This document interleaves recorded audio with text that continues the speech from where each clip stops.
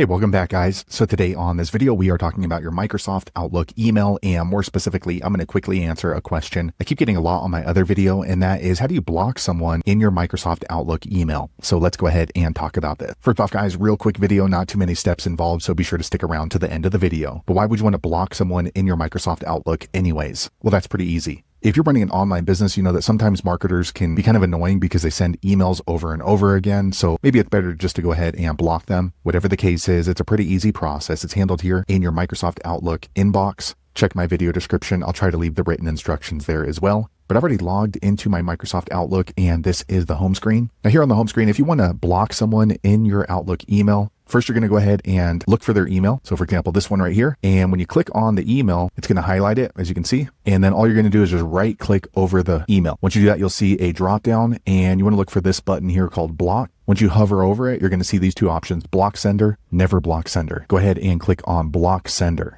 So there you have it, guys. If you're wondering how to block someone in your Microsoft Outlook email, that's the easiest way I know how to do it. If you know an easier way, be sure to leave a comment below. Let the rest of us know how you did it. Hopefully you found that video useful. If so, click thumbs up or maybe consider subscribing to my channel, and I hope to see you on the next video. Thanks again for watching.